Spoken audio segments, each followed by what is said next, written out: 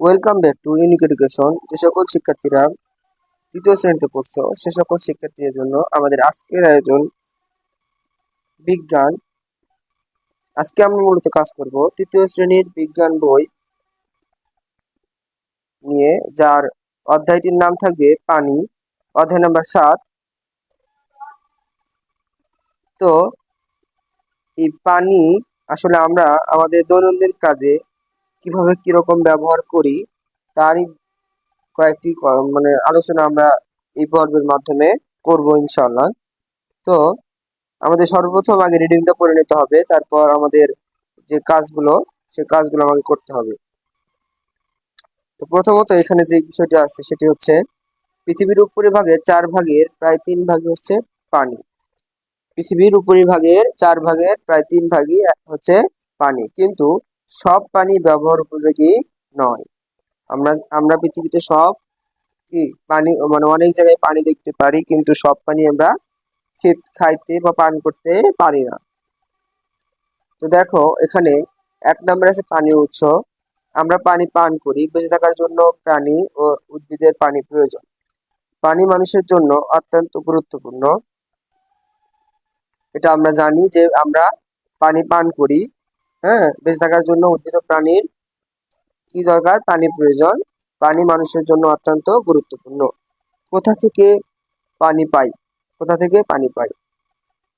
আমাদের চারপাশে উৎস খুঁজে বের করতে হবে। আমরা পানি কোথা থেকে পাই?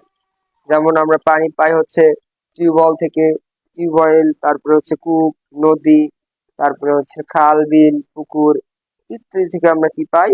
পানি পাই। তারপর আছে বৃষ্টি। হ্যাঁ, ইত্যাদি থেকে আমরা কি পাই? পানি পাই। তোমাদের এই যে এই পাশে ডান পাশে যে ছকটা আছে, তো ডান পাশের এই ছকে তোমাদের এই কাজটা যে কাজটা করতে হবে যে আমরা তোমাদের আশেপাশে যে পানির উৎসগুলো আছে এই উৎসগুলো তোমাকে এখানে লিখে দিতে হবে। এরপরে দেখো একজন ছেলে এবং একজন মেয়ে কথা বলতেছে। ছেলেটি বলতেছে পান করার পানি আমরা কোথা থেকে পাই? আর একজন বলতেছে নৌকা কোথায় চলে?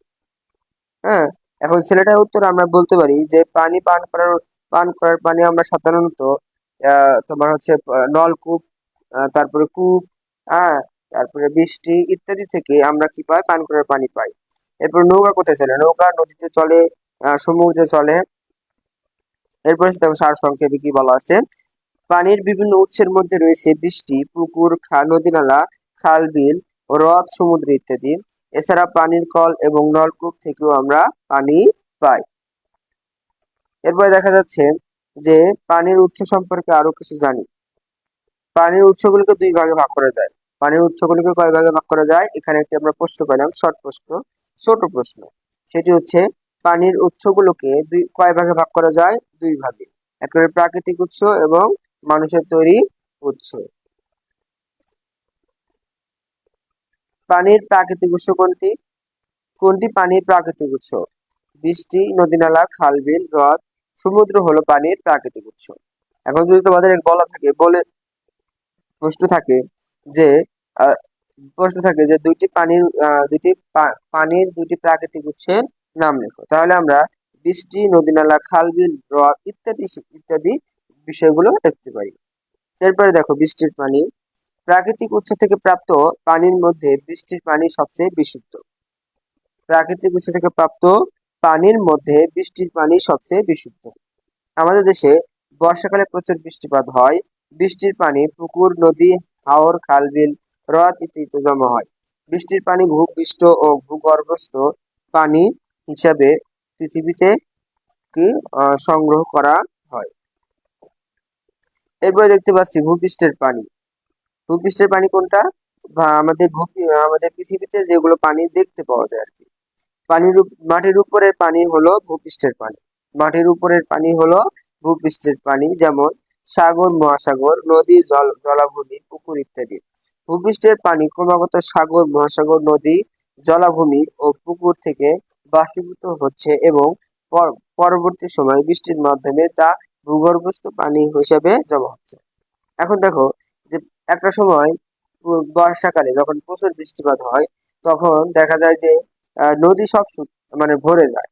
আবার যখন বেশি গরম হয়, অর্থাৎ চৈত্র মাসের দিকে, বাংলা চৈত্র মাসের দিকে কি হয়, পুকুরগুলো সব শুকিয়ে যায়। এখন কথা হচ্ছে তাহলে এই পানিগুলো, এই পুকুর ভর্তি পানি, নদী ভর্তি পানি, সমুদ্র ভর্তি পানি, এসব পানি কোথায় যায়?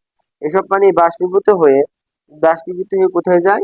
আকাশে চলে যায়। আবার এই পানিটা কোথায় কি হয়, একসময় বৃষ্টি আকারে আবার ভূপৃষ্ঠে ছড়িয়ে পড়ে। দেখো এখানে আবার বৃষ্টি দেওয়া আছে ভূগর্ভস্থ পানি। বৃষ্টির পানি ভূপৃষ্ঠে পতিত হয়ে ধীরে ধীরে মাটির অভ্যন্তরে প্রবেশ করে। ভূগর্ভস্থ পানি পৃথিবীর পৃষ্ঠের নিচে পাথর এবং মাটির মধ্যবর্তী স্থানগুলিতে অবস্থিত। বিভিন্ন উপায়ে আমরা ভূগর্ভস্থ পানি পেয়ে থাকি। পাহাড়ি অঞ্চলে পানির ঝর্ণা আকারে বের হয়ে আসে। সমতল অঞ্চলে আবার কূপ খনন করে এবং নলকূপের মাধ্যমে আমরা যে পানি পাই তা হলো ভূগর্ভস্থ পানি।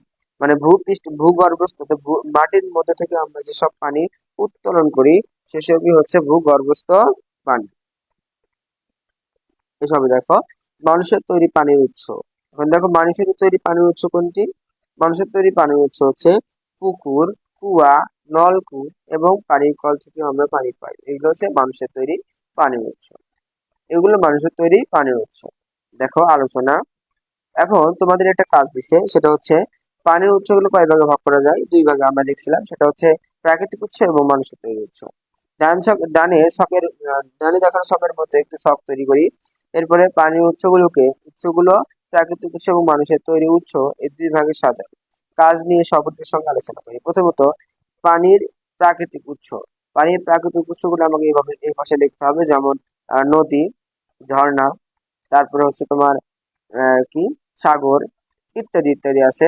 তারপরে মানুষের তৈরি পানির উৎস কোনটি? মানুষের তৈরি পানির উৎস হচ্ছে পুকুর, তোমার নলকূপ, কূপ ইত্যাদি হচ্ছে মানুষের তৈরি পানির উৎস। এরপরে 2 নম্বর পার্টে আছে, দেখো পানির ধরন। পানির ধরনে আমরা দেখতে পাচ্ছি যে আমরা প্রকৃতি বা পরিবেশের বিভিন্ন জায়গায় পানি দেখতে পাই। উৎসের ভিত্তিতে এই পানিকে দুই ভাগে ভাগ করা যায়, তথা প্রাকৃতিক উৎস এবং মানুষের তৈরি উৎস, যা আমরা একটু আগে আলোচনা করলাম। প্রকৃতিতে উৎস বিবেচনায় আরো বিভিন্ন ধরনের পানি দেখতে পাওয়া যায়। পানির ধরন কি কি আমরা একটু খুঁজে বের করি। পানির ধরন হচ্ছে মিঠা পানি বা স্বাদু পানি, মিঠা বা স্বাদু পানি, আর একটা হচ্ছে লবণাক্ত পানি। লবণাক্ত পানি হচ্ছে যা আমরা পান করতে পারি না, আর মিঠা পানি হচ্ছে যা আমরা পান করি। মিঠা পানির উৎস কোনটি? নদী, খাল, খাল বিল, তারপরে হচ্ছে আহ পুকুর, নলকূপ, তারপরে কুয়া, পানির কল ইত্যাদি হচ্ছে মিঠা পানির উৎস। আর একটা হচ্ছে লবণাক্ত পানির উৎস কোনটি? সমুদ্র বা মহাসমুদ্র। সমুদ্র বা মহাসমুদ্র হচ্ছে লবণাক্ত পানির উৎস। এরপর আমরা দেখতে পাচ্ছি একটি কূপ, নলকূপ, আর একটা হচ্ছে পানির কল দেওয়া আছে।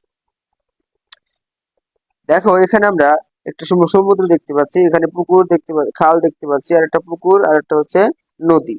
হ্যাঁ, এগুলো হচ্ছে পানির বিভিন্ন উৎস। দেখো এখানে বলছে কোন কোন উৎসের পানি লবণাক্ত। মেয়েটা বলছে কোন কোন উৎসের পানি লবণাক্ত, আর ছেলেটা বলছে স্বাদু ও লবণাক্ত পানি আর কি কি উৎস আছে। হ্যাঁ, এরপরে দেখা যাক সংক্ষেপে পানিকে আমরা স্বাদু পানি ও লবণাক্ত পানি এই দুই ভাগে ভাগ করতে পারি। পানিকে আমরা কয় ভাগে ভাগ করতে পারি? দুই ভাগে ভাগ করতে পারি, স্বাদু পানি এবং লবণাক্ত পানি এই দুই ভাগে ভাগ করতে পারি। পানির ধরন সম্পর্কে আরো কিছু জানি।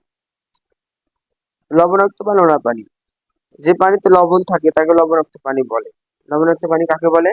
যে পানিতে লবণ থাকে তাকে লবণাক্ত পানি বলে। পৃথিবীর অধিকাংশ পানি লবণাক্ত। আমরা সাগর ও মহাসাগর থেকে লবণাক্ত পানি পাই।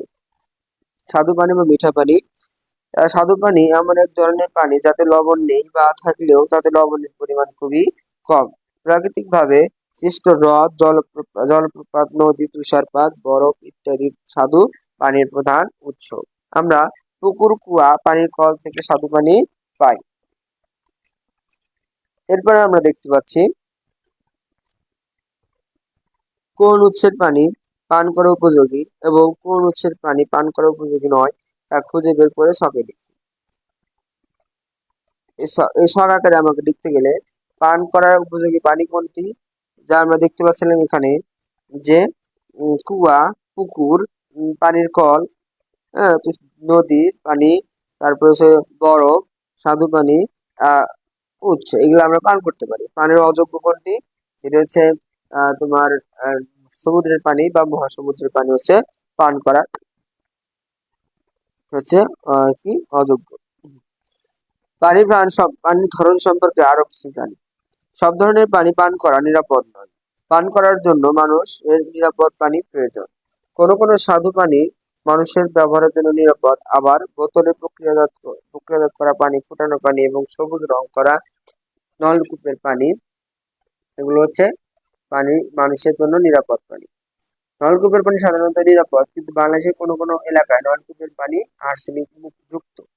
আর্সেনিক যুক্ত পানি ব্যবহারে চর্মরোগ ও ক্যান্সার হতে পারে। এখানে একটা প্রশ্ন হতে পারে যে আর্সেনিক যুক্ত পানি কি হতে পারে? আর্সেনিক যুক্ত পানিতে চর্মরোগ এবং ক্যান্সার হতে পারে। আর্সেনিক যুক্ত পানি আলাদা স্বাদ, রং বা গন্ধ নেই, তাই নলকূপের সবুজ এবং লাল রং করার মাধ্যমে নিরাপদ ও অনিরাপদ পানি চিহ্নিত করা হয়। অনিরাপদ পানি, খালের পানি, পুকুরের পানি, তারপরে হচ্ছে আহ নদীর পানি ইত্যাদি হচ্ছে কি অনিরাপদ পানি। এরপর নিরাপদ পানি কোনটি? ফুটানো পানি বা থিতানো পানি। এরপর হচ্ছে তোমার টিউবওয়েলের পানি। তো আশা করি তোমরা বুঝতে পারছো। আজকে মূলত আমাদের ক্লাস এই পর্যন্তই। পরবর্তী ক্লাস দেখার জন্য তোমাদের আমন্ত্রণ রইল। ধন্যবাদ সকলকে।